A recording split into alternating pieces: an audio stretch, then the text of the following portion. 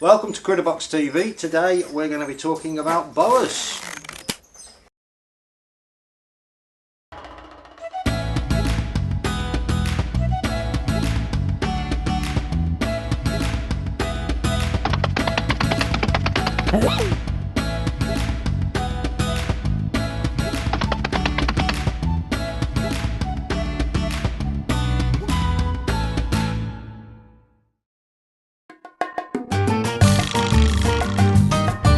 Okay, we're first going to look at Jackpot, and Jackpot's our Paraguayan rainbow boa. Jackpot came to us from a shop, and he's about 3 years old, so not fully grown yet. Eats, amongst other things, mice, rats, other rodents, but will also eat bats as well. They have microscopic ridges on the scales, and they act like prisms, and they refract the light, and you end up with a rainbow sheen across the skin. And called Jackpot because we felt like we'd hit the jackpot when we got him. They have heat sensitive scales in the top lips, and that's how they sense their prey. Well, the tongues are used for sniffing. They haven't got a sense of smell as we have got, but they've got a tongue which dissolves the air, and when it goes back in the mouth they use the Jacobson's organ in the roof of the mouth, and that converts the taste into a smell. The fork on the end of the tongue is used for direction. It tells them which way to go in order to get the food. This guy was doing a demonstration at one particular event, and I was sitting in the middle of the floor, and just showing the people watching how snakes move, so they could watch the snake moving on the floor. And I was demonstrating that you don't put your hand over a snake's head because they don't like it. They don't like the shadows because they're likely to strike. And this guy actually did. Open mouth, full strike at me. So those guys actually got to see firsthand what would happen if they put their hand over a snake's head. So he's not a full-fledged boa constrictor. He's just a member of the boa family. They don't grow as big as your standard boa constrictor will grow. Put him back in our box. And we use antibacterial gel in between, handling the animals. And that just saves any cross-contamination. CritterboxTV quiz. What causes rainbow boas iridescent? Is it A, built-in disco lights, B, anti-dandruff shampoo, or is it C, microscopic ridges on their scales? Answers at the end of this show. Okay, this is Rio, and Rio is another rainbow boa, a Brazilian rainbow boa rather than a Paraguayan, obviously from South America, from exactly the same family, with the same kind of iridescence on the skin, and considered to be one of the most beautiful snakes in the world. The markings are absolutely stunning. And because it's a lighter colour, the iridescence actually shows up a lot better. She came to us because the owners were moving house. They weren't allowed to take them to the house that they were moving to. It was a no pets policy. We were absolutely no idea that she was this beautiful, or that she was this big. When she came to us, she was in shed. When snakes are in shed, they are generally in a bad mood. They can't see properly because their eyes are all blued up. They've got great eyesight anyway, but you know, it's not a very nice feeling to have your skin starting to come off around you. It feels tight to them. They feel more vulnerable because obviously they realise that they're not as, they go off their food, and they realise that they're not probably quite as fierce as they would be in normal situation, and they realise that they're going to struggle to defend themselves. So they get very, very aggressive when they're in shed, or they can get aggressive when they're in shed, so you have to be really cautious around them when they're in shed. We're just sort of watching her to make sure she's happy to be handled. She's not looking too stressed at the moment, although she is coiled up, so that's the sign to be wary of, is when a snake's head is coiled in an S shape. Yeah, they only like to strike if they feel in danger or if they feel like they're threatened. So long as you're comfortable and you're relaxed, then the snake will relax, and you're less likely to get any kind of strike at all. She's constantly in that pose, and that is a strike pose. So I will work with her just 5 or 10 minutes here, 2 or 3 times a day, and just have her out, handle her, and get her used to the fact that she's going to come out and she's not threatened. She's got nothing to worry about. It may take 3, 4, maybe 5 months of working with her like that in order to get her to a point where she's relaxed enough to go and meet the public.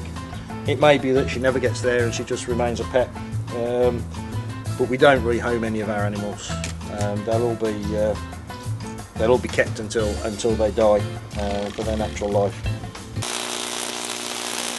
We interrupt this episode of CritterboxTV to bring you our weekly look at the questions and comments that you've raised about the show. In Critterish Comments, we try and answer those as best we can. First up, we have a question from Joanna Fleetwood, and for this answer I need to hand you over to Amber Kelly, our roving reporter who's out on the streets. Joanna Fleetwood asked where she could get a box set of CritterboxTV. Well, Joanna, let us shoot and release a few more episodes and you never know, you may be able to buy from online retailers such as these guys, or major high street retailers, and maybe even in time for Christmas. Handing you back to Dale at the Manor. I'm Amber Kelly reporting for CritterboxTV. Thank you, Amber, for that exciting report. Now, as the more observant of you may have noticed, I've lost my glasses, but gained a hat. These handy hats also double as litter trays, corner litter trays. Casey Wasey asked us via YouTube, how do you litter train a skunk? Very good question, Casey Wasey. Let me try and explain. At the beginning you may need 4 of these litter trays, stroke hats, and you put one in each corner of the room. Put a little bit of wooden litter in there, and you watch your skunk very closely. You watch where the skunk potties. As soon as your skunk has been to the toilet, you take the poop and you place it into the litter tray. You then place a litter tray in the corner that you wish your skunk to potty. Your skunk, when it is next ready to go to the toilet, will sniff around looking for its scent and the scent of its toilet, and once it finds it in the litter tray you want it to use, it will go back to that litter tray. Stoosh has one of these in her bedroom, and when she wants to go potty, no matter where she's in the house, she will always find this litter tray. Well, not this one, obviously, because I've just had it on my head, but a very similar one to this. And when she wants to go potty, she goes to this litter tray. So, get yourself some litter trays, and once your skunk starts going in one of these, you can use them as sun hats for the summer. Our final question this week comes from Scott Davey. I've lost my hat, but gained a snake. Scott Davey wanted to know what the monster was in the Viv behind me. I don't know if you remember this Viv from last week, but Scott wanted to know what these 2 round things were. He thought they were the eyes of a monster. In fact, they're vents which allow air to pass into the Viv so that the snake can breathe. They do look quite scary though, Scott, to be fair. Thanks very much for all your questions this week. I've been Dale Priest Kelly. You're watching CritterboxTV, and don't forget to follow us on Facebook. Type in CritterboxTV into the search box and press the like button. Then share it with all your friends. Thanks for watching, guys. Back to CritterboxTV. This is Tallulah, the Kenyan Samboa, or as we like to call her, the amazing disappearing snake. As you can see, she's somewhere, but we're not sure where. So what we have to do is, first of all, we've got to unearth her. So there she is. We kind of gently prod around in the sand, and a beautiful Kenyan Samboa. Only small, she's only a baby, but these guys don't grow very long. Not much longer than nice bracelet. Not much longer than our own adders. So about 2.5, 3 foot long. What these guys do is they get themselves under the sand, hidden under the sand, a couple of millimetres underneath, and they wait. They have their heads poked up, and they wait for the sand to vibrate. And when they feel the vibration of food on the sand, they kind of launch themselves out of the sand, rocket-esque style, and with their mouths open, and grab hold of whatever prey. And again, just like other boas, they're a constrictor, lying under the sand with just a little bit of their back exposed. They can't easily be seen, which is why they've got this fantastic marking. It just looks like sand spilling off their back. one of the most interesting things about these snakes is that they can move their eyes. They're one of the only snakes, sorry, that can move their eyes in the sockets independently. Most of the snakes, it's tied behind a scale on the face, whereas their eyes move around in the sockets, which is pretty awesome. It allows them to see above the sand. If we look at the nose as well, you can see that it's shaped for burrowing. It's a fantastic shape. These scales are all melted into one, so to speak, so that you can't actually physically see underneath the scales like you can on other snakes.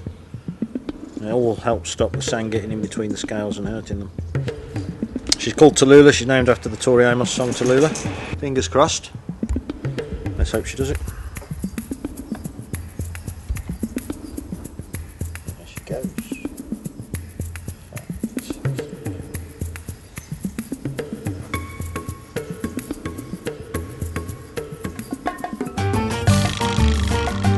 This is Connie.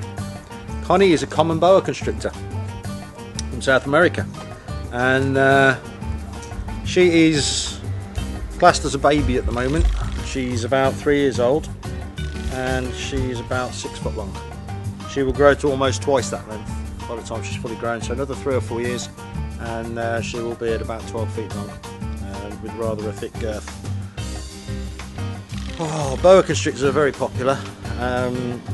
Not badly priced, quite reasonably priced. Going down my back. There she is. She's a very, very placid boa. She's absolutely gorgeous. She's got beautiful temperament. She doesn't mind you tickling her under the chin or tickling her head. She's absolutely gorgeous. Unlike the Brazilian that we looked at earlier, the Brazilian rainbow boa, who wasn't quite as calm and placid as this one. But we have had her since she was about a year old. When we had her, she was about 2.5 feet long. So in 2 years, she's grown to this kind of length. And in another 2 years, she'll be almost double this. She's actually very heavy as well because she's solid muscle. And you can see how fantastic her muscular control is, because she's kind of holding on to me, and almost like a rope on a carabiner, she's sliding herself down through my hand. She is gorgeous. She's got a little bit of salmon pink markings in her as well, and the markings on the tail are absolutely phenomenal. And again, the markings are there as camouflage. Imagine this girl sliding through the branches amongst the leaves and looking quite well hidden. She will eat rats. Bats are a special favourite. They hang in the trees like so, or at the entrance to caves, the mouth of the cave, and they will wait for the image of a bat, because these guys see in heat vision. They'll wait for the image of a bat to fly past, and when that bat gets in range, they will shoot out from the tree and grab it by the head, wrap it up in the coils and squeeze. These guys can actually shoot out, or snakes when they strike can shoot out 2/3 of their body length. If she decided to shoot out from my arm, she could shoot out probably 4 feet. They only need that last couple of feet to hold them to the branch. She's very, very popular at parties. I think probably because she's a boa constrictor and people automatically kind of associate boa constrictors with almost certain death, and think that we're going to that she's going to squeeze them and she's going to size them up and do all sorts of other things. But no, she's very friendly, and once people meet her, they realise how friendly she is, and they're more than happy to have her around their neck and hold her and stroke her. And we went to the Surrey County Show, and we had a stand there with Daniel Allen, who's an author and writer in a few magazines, and we helped him promote his column in one of the magazines by taking some animals down. And one of Dan's friends was quite scared of snakes, so much so that he kind of walked a good 20 or 30 feet away and stood away from the snake. Eventually he realised this snake was really popular and was going to be coming out a lot, and he started to get a little bit closer and a little bit closer, until eventually we had him in the tent and he was really quite close, and we got him up to her, and we just presented him with the tail. So I can just do it with her. I put the head over my shoulder like that so that he's got no fear of being bitten because the head's nowhere near him. And it started off with a finger and a couple of fingers, and then started stroking like that, and then it was a whole hand stroking until eventually he was kind of halfway down the body and stroking the whole body. I realised it's not actually that bad. And he was petrified of snakes, cold sweat, feeling sick, not really wanting to be there. And by the end of the day he was okay with it. He kept coming up and stroking it because he couldn't believe he'd kind of overcome that initial barrier. They need it quite moist, so we mist once a day, just so they've always got a little bit of moistness in the viv. They like the temperatures warm, so we've got plenty of temperature control in there to keep them nice and warm. All snakes have got a tickler tummy. They've all got tickly tummies. If that doesn't make them cute, I don't know what does.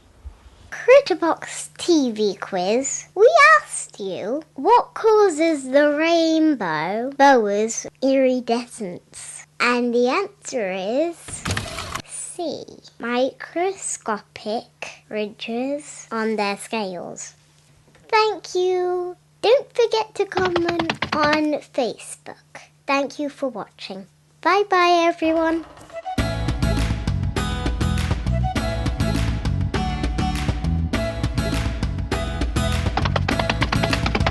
Hello.